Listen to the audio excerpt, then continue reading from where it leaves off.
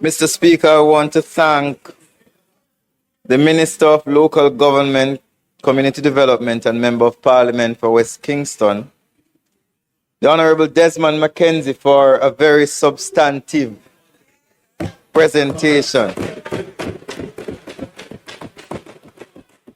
We will now go to the Member of Parliament for Manchester Southern, Mr. Peter Bunting, for his sectoral presentation.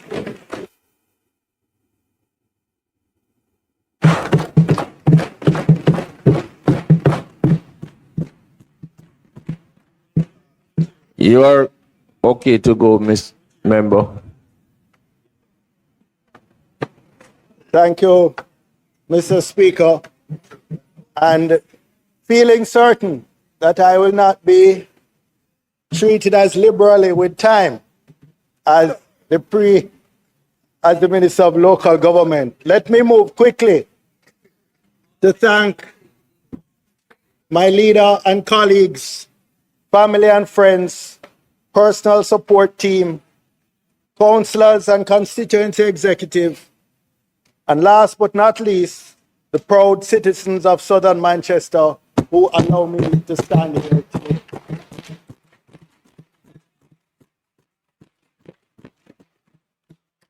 I rise today to address a portfolio that goes to the very heart of Jamaica's economic future, yet one that receives far less attention than it deserves. In budget and sectoral debates, in corporate boardrooms and public policy discussions, we regularly hear the words productivity, efficiency, and competitiveness invoked as though they are interchangeable concepts. For clarity, let me define what each means today for the purposes of my presentation. Productivity is the rate at which an economy converts labor, capital, technology, and knowledge into output. Efficiency refers to the extent to which waste is eliminated from that process. And competitiveness is the ability of firms, industries, and countries to succeed against rivals in attracting investment, creating jobs, and winning export markets. Jamaica's central economic challenge today is no longer macroeconomic stability. Through years of sacrifice by taxpayers, public sector workers, pensioners, and businesses, Jamaica succeeded in restoring a measure of fiscal discipline and financial stability. Debt to GDP ratios have fallen significantly. Inflation has, generally speaking, remained within the target range. International reserves have strengthened. These achievements were important and necessary. That's why the PNP administration, led by the most Honourable Portia Simpson Miller, started the process of economic reform.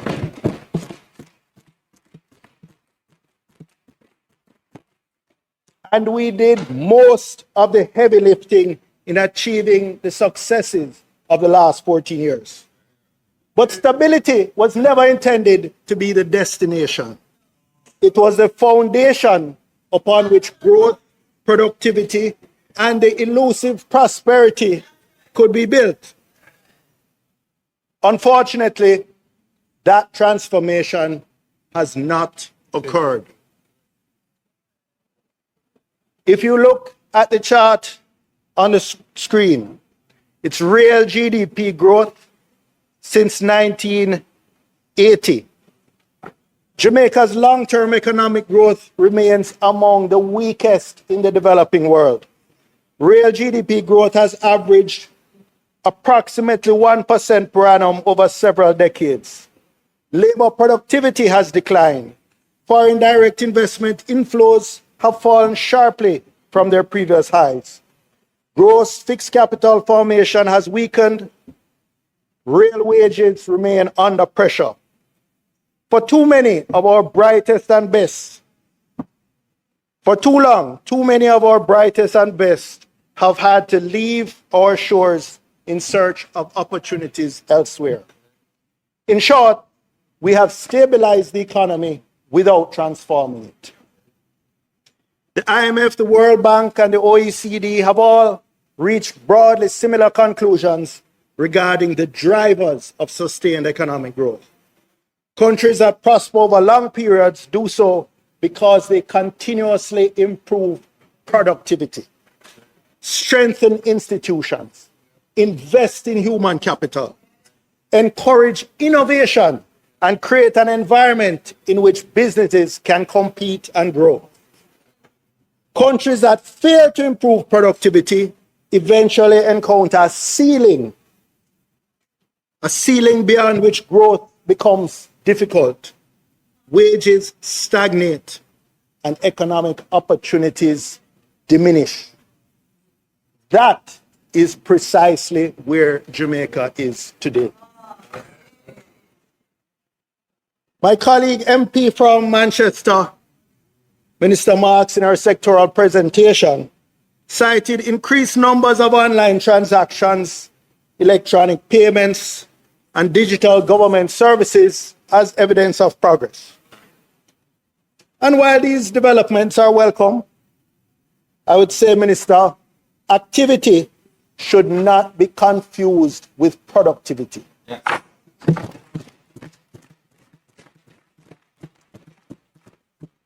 Many Jamaican businesses continue to encounter duplicated reporting requirements, fragmented government systems, and lengthy approval processes.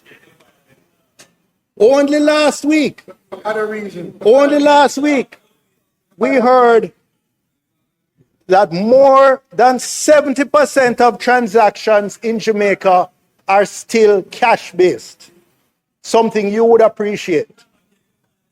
Jamdex adoption, Jamdex, the central bank digital currency, Jamdex adoption remains negligible despite significant effort by Bank of Jamaica. Interbank payment systems continue to operate within constraints that reflected all manual processing days at banks. The BOJ's RTGS, which stands for real-time gross settlement, operates from 8:30 a.m. to 2:30 p.m., 25% of the day.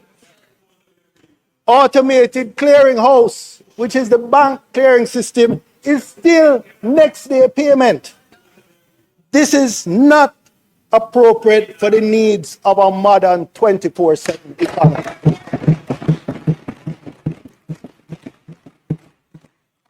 So my point is straightforward. Technology is an enabler, but not a substitute for reform. Moving bureaucracy from a counter to a screen is still bureaucracy. It's just digital bureaucracy. Productivity gains arise when processes are fundamentally redesigned. Responsibilities are clarified. Duplication is eliminated and institutions become more responsive. Technology can facilitate that transformation, but it cannot replace it. If there's one statistic that should concern every member of this House, it is the performance of Jamaica's labor productivity over the last quarter century. That blue line that's trending from left to right and goes almost to the horizontal axis is Jamaica's labor productivity measured by real GDP per worker over the last 25 years.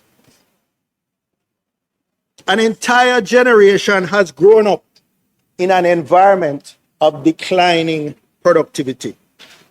During the same period, labor productivity in the United States increased by approximately 50%. China, of course, is a star. You have to use the axis, the vertical axis on the right for their index.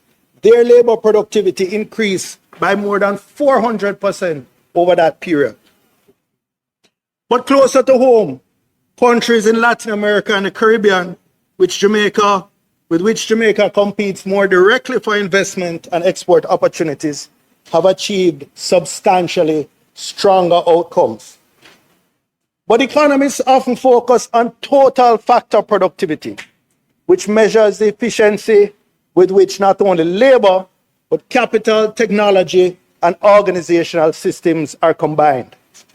It captures innovation, management quality, institutional effectiveness, technological adoption, and the allocation of resources throughout the economy. In successful economies, growth in TFP accounts for a significant share of long-term economic growth. In Jamaica, it has remained weak for decades. What the graph shows, and 2021 is the base year, is that for our entire history, since independence, Jamaica allocated and combined resources more efficiently than it is doing currently. This is not a productivity challenge, it is a national emergency. Thank you. Well, I must say, this is our first Prime Minister. This is our first. But you would understand, and the ministers that flank you, that this matters profoundly. Because productivity growth is not simply another economic indicator.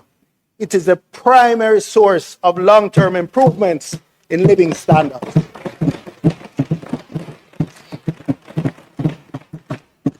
Nobel laureate Paul Krugman famously observed that, and I quote, "Productivity is not everything, but in the long run, it is almost everything." End quote. Workers cannot sustainably earn more than the value they produce. Governments cannot sustainably spend more than the economy generates. Please do. Businesses cannot sustainably raise wages unless productivity rises.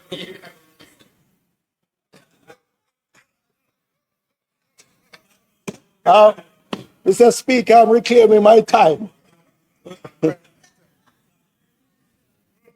If productivity is the engine of economic growth, then human capital is the fuel that powers it.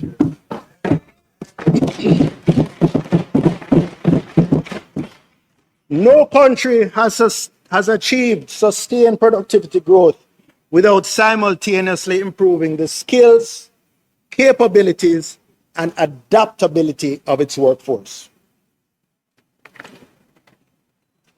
Jamaica faces a significant challenge in this regard.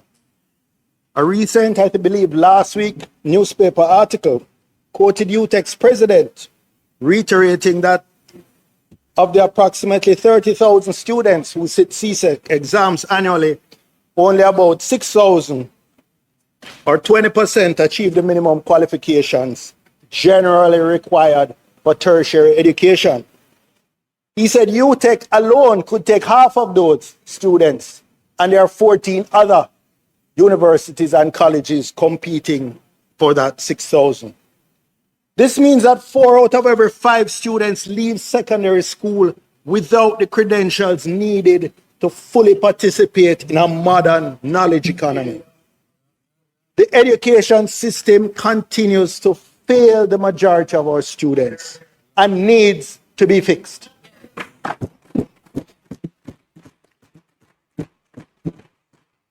However, the economic implications of this reality extend far beyond the education sector.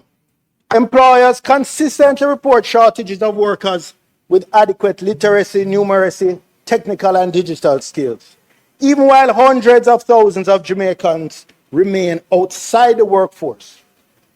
The challenge becomes more urgent when viewed against the backdrop of artificial intelligence. The IMF estimates that approximately 40% of jobs globally will be affected by AI. Routine and repetitive tasks are increasingly susceptible to automation, while demand is growing for workers capable of exercising judgment, creativity, adaptability, and complex problem solving. These developments have serious implications, for example, for our BPO sector, which is said to employ 50,000 Jamaicans directly, but I suspect that figure is shrinking.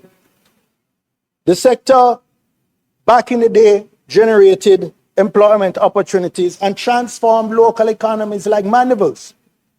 When we struggled to recover from the closure of the Kirkvine and Alpart alumina plants.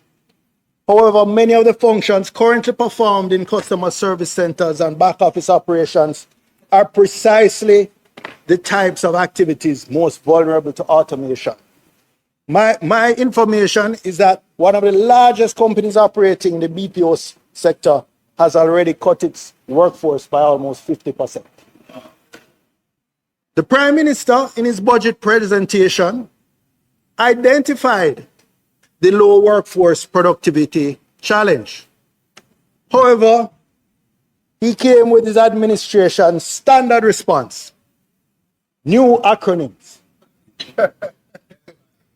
Since yesterday, we've heard of NEST, GRIFT, and CALM. GRIFT would be more appropriate.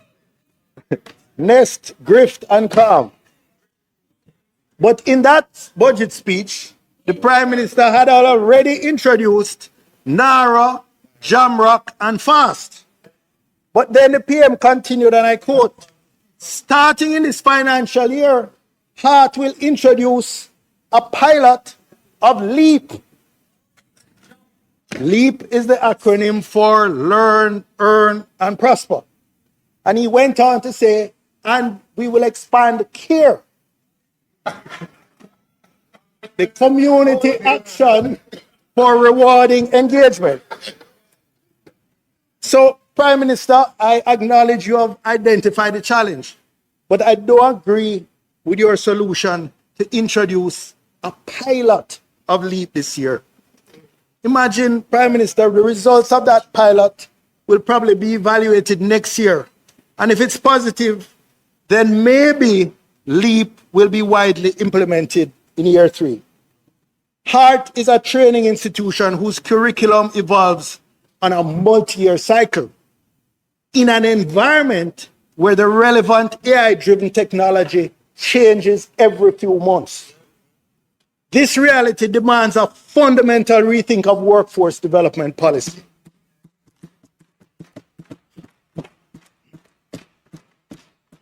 HART has made important contributions to Jamaica's development, but it was designed for a different era.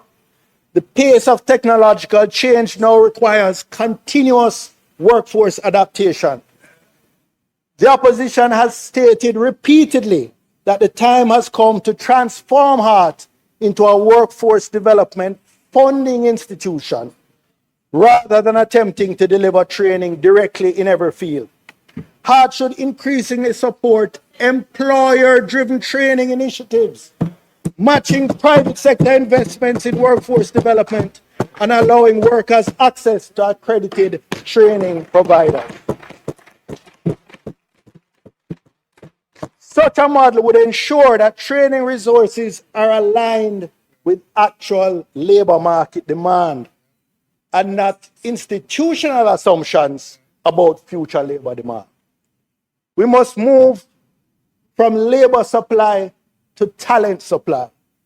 The winners over the next decade will be the countries that transform their workforce the fastest.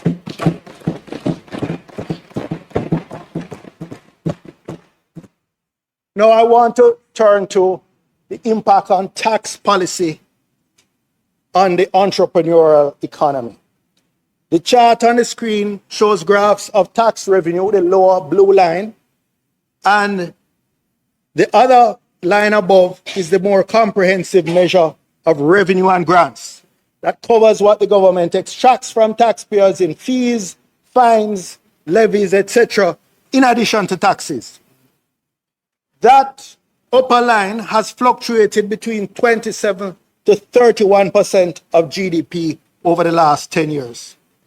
This is higher than the average for Latin America and the Caribbean, which hovers around 21 to 22% of GDP, and much higher than the world average of 16 to 17% of GDP. In fact, it's really only the OECD countries that are above us, and we know the sort of welfare services and social services that they deliver. The majority of Jamaican firms surveyed find tax rates to be a major or severe obstacle to their operations. Equitable growth will only occur when thousands of individuals invest capital, take risks, and create opportunities. The overwhelming majority of Jamaican businesses are micro, small, and medium-sized enterprises. They represent the backbone of employment, entrepreneurship, and innovation. Economic growth does not emerge solely from large corporations or government programs. Yet this government's policy appears designed around the needs of only those large firms while imposing additional burdens on smaller enterprises.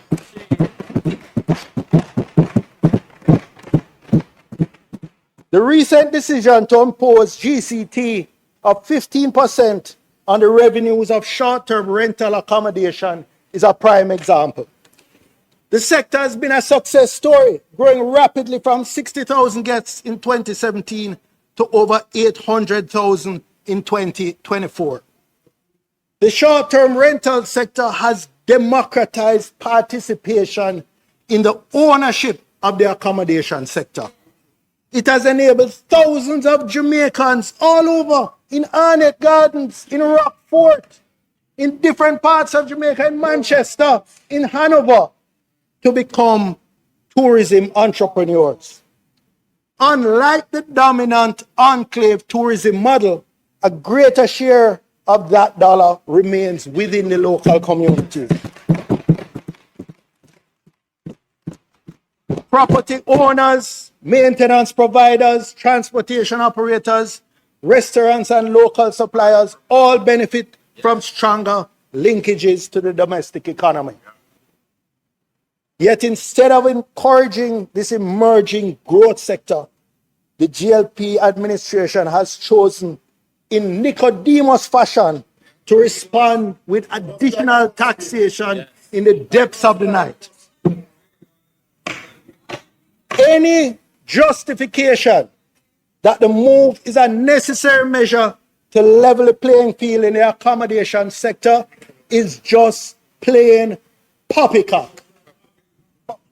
Large hotel investments in Jamaica qualify for substantial benefits under the Omnibus Incentives Act and the Tourism Sector Framework. These huge multinationals enjoy significantly reduced corporate income taxes, productive input reliefs on equipment and construction materials, employment tax credits, and favorable capital write-offs for building expenditures. They also benefit from the Tourist Board's cooperative marketing and advertising frameworks that help large hotel investments scale their occupancy and reach. None of these incentives are available to the short-term rental sector that is still liable for income tax on earnings in their standard rate. This is the type of behavior that has prompted progressive leaders in the Caribbean and elsewhere to recently warn, and I quote, not to replace sugar plantations with hotel plantations. End of quote. A rebranded plantation economy built around leisure instead of sugar is still a plantation economy. We don't want an economy where the average Jamaican can only aspire to be a worker, not an owner in his own country. So this is not a debate about taxation alone. It is a debate about ownership. Jamaica's objective should not be an economy in which our citizens can only aspire to serve in the tourism sector. It should be an economy in which we can own a part of the tourism sector.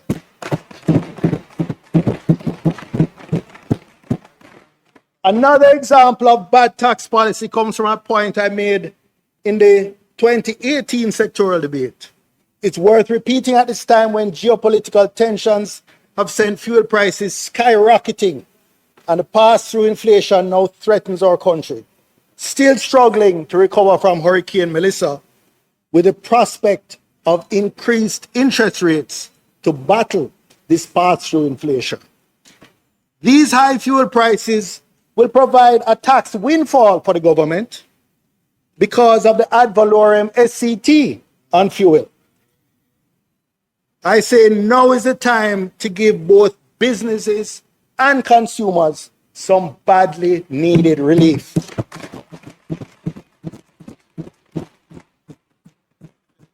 I support calls to cap the ad valorem SCT on fuel, but I go further and call on government to eliminate SCT on fuels altogether and instead include fuels in the base of GCT. This would reduce the burden of cumulative taxation on registered taxpayers and thus improve economic efficiency. Now, Mr. Speaker, I want to turn to the matter to a section that I call institutions and bureaucracy matter. One of the most damaging taxes in Jamaica is one that never appears on an invoice. It is a tax imposed by bureaucracy. Every entrepreneur experiences it. It is paid in delays, uncertainty, duplicated paperwork, and lost opportunities. Economists describe these burdens as transaction costs. In successful economies, institutions are designed to minimize them. In Jamaica, too many institutions continue to generate them. The result is lower investment, slower business formation, and weaker productivity growth.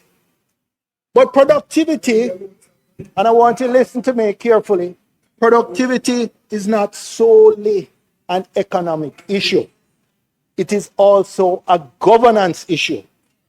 The most productive economies in the world are characterized by strong institutions, predictable rules, and high levels of public trust. Investors do not simply evaluate tax rates or labor costs. They assess whether contracts are enforceable, rates are predictable, and institutions operate fairly.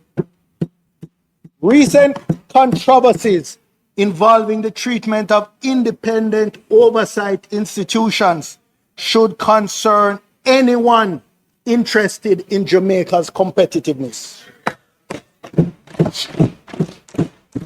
These controversies include the NARA Act, which many see as a naked power grab by the Prime Minister, giving the agency and the PM sweeping executive powers with a lack of institutional guardrails and the ability to bypass traditional regulatory oversight. A few years ago, the PM overruled NEPA and granted a permit to mine in the ecologically sensitive Dry Harbor Mountains. The Constitutional Court in a recent landmark ruling declared the permit and the PM's decision, I quote, unconstitutional, void, and of no effect, end quote. The Prime Minister, and I go on to a third example of these controversies. The Prime Minister, in an unprecedented move for a sitting Prime Minister, took his own state oversight body, the Integrity Commission, to the Supreme Court. He filed over 20 applications seeking to nullify the IC's investigative report and challenge the constitutionality of the core provisions within the Integrity Commission Act that his government passed. The fourth example is the oversight, is Parliament's own oversight of the executive, which is being systematically undermined.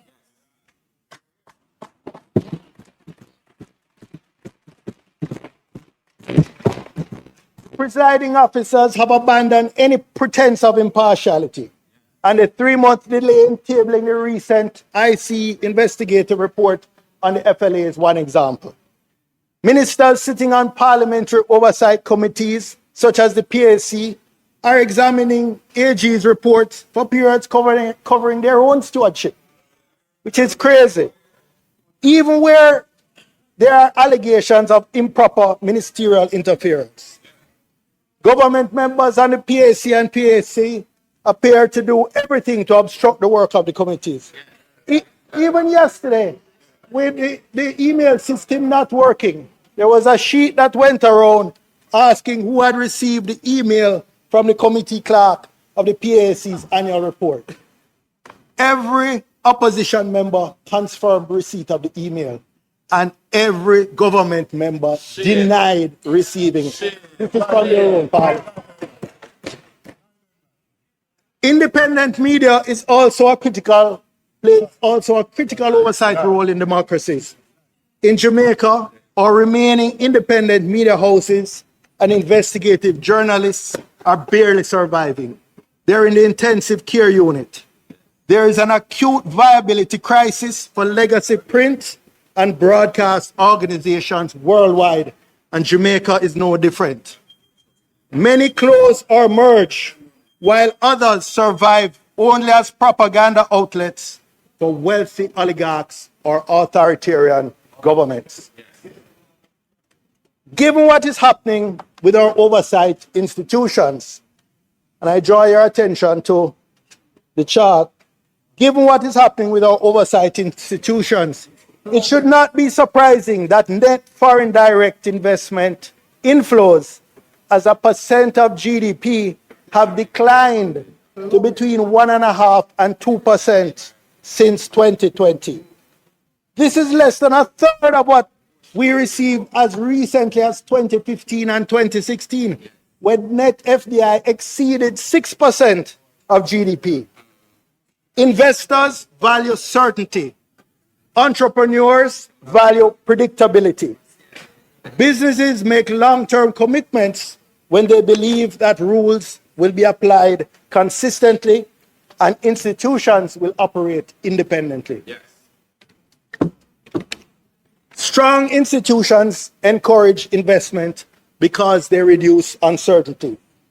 Weak institutions discourage investment because individuals and businesses must devote additional resources to navigating risk and unpredictability. Productivity, therefore, depends not only on economic policy, but also on governance quality. Yes. So, Madam Speaker, in conclusion,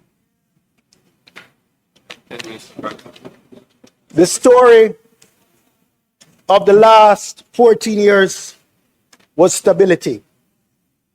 The story of the next decade must be transformation.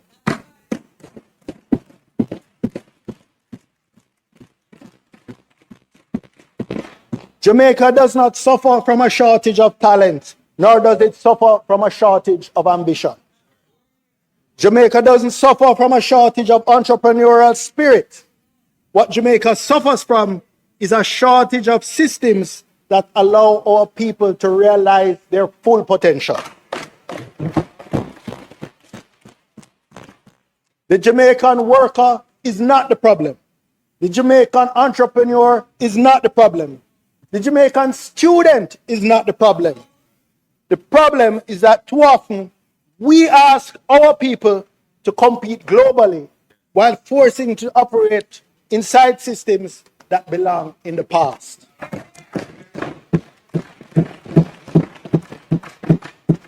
Stability was the foundation. Transformation must now be the mission. Productivity must be the pathway if we are to reach that elusive destination of prosperity. And that is the Jamaica our people deserve. Thank you, Madam Speaker.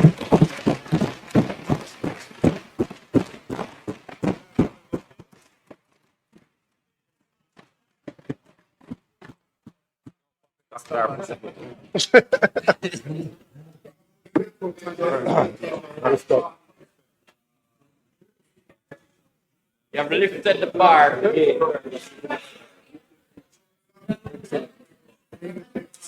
Are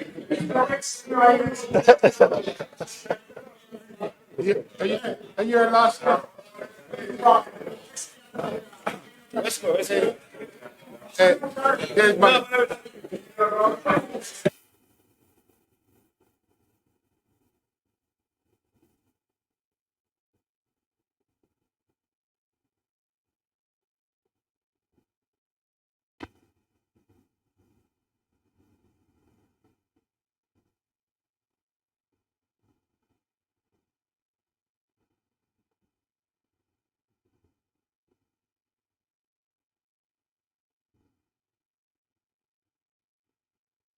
No, there's a competition going on.